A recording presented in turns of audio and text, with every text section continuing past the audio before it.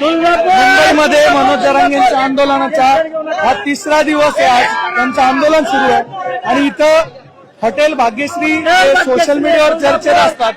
त्या हॉटेलचे मालक जे आहेत ते इथं आलेले आहेत. दादा काय काय घेऊन आले? मी केळी आणली, फरसाण आणले, बिस्लरी आणली, बिस्किट आणले, हत्ती भरून आणलं, डायरेक्ट हत्ती भरून. ते कशासाठी आले नेमकं? खास माझ्या मराठी बांधवासाठी. आणि जवळ आरक्षण भेट नाही तवर इथून हालायचं नाही, तवर लढा द्यायचा. कमी पडेल ते आम्ही आणायला खंबीर आहोत. दादा 3 दिवस झाले. पहिल्या दिवशी जेवण पाणी नव्हतं, आता सगळं पोहोचवलंय तुम्ही. किती दिवस अजून हे पोहोचू शकता तुम्ही? जवळ आमच्या मराठी बांधव इथं खंबीरपणे उभा आहेत.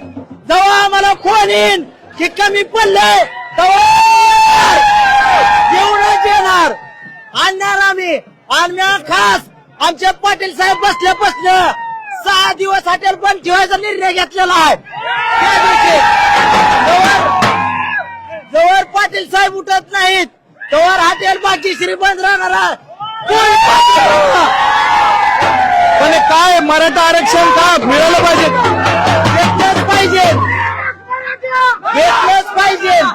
मराठा ते सांगा. भेटलंच पाहिजे, भेटलंच पाहिजे. कारण की आज जी लढाई आहे तुम्ही बघू शकता. आज 3-4 दिवस झाले होते, काय भेटलं नाही तरी आमचा एक बी माणूस हाटलेला आहे.